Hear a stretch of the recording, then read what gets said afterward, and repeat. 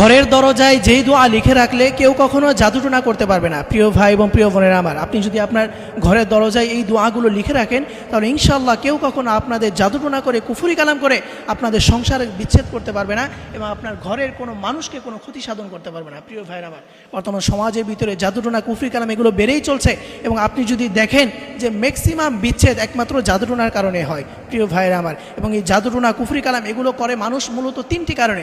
এক নম্বর হচ্ছে শত্রুতা বশত। আপনার যদি কারোর সাথে শত্রুতামি হয়, আপনার যদি কারোর সাথে কথা কাটাকাটি হয়, একটু মনোমালিন্য হলেই আপনাকে দেখবেন সে জাদুটোনা করে ফেলবে। এবং দ্বিতীয় নাম্বারে হিংসা করে, আপনার প্রতি হিংসা করে সে আপনাকে জাদুটোনা করবে। এবং তৃতীয় নাম্বার হচ্ছে লোভে পড়ে।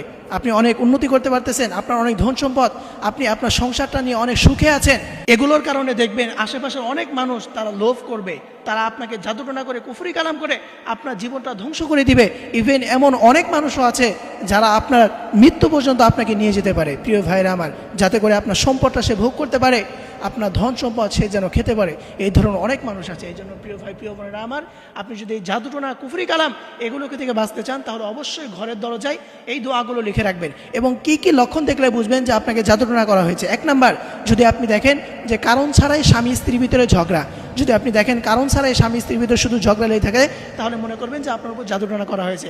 এবং দ্বিতীয় নাম্বার, আপনি যদি দেখেন ঘন ঘন মাথা ব্যথা হয় এবং মাথা সবসময় ভার হয়ে থাকে তাহলে মনে করবেন আপনার উপর জাদুটোনা করা হয়েছে।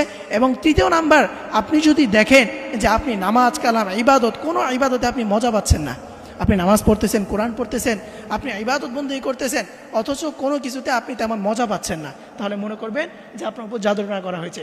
এবং যেই দোয়া ঘরের দরজায় লিখে রাখলে কেউ কখনো জাদুটোনা করতে পারবে না, সেই দোয়াটা হচ্ছে আপনি সর্বপ্রথম উঁচু করে নেবেন, এরপরে একটি কাগজের ভিতরে আপনি সর্বপ্রথম সূরা ফাতিহা লিখবেন, এরপরে সূরা ফালাক লিখবেন, এরপরে সূরা নাস, এরপরে আপনি শেষে আয়াতুল কুরসি লিখবেন।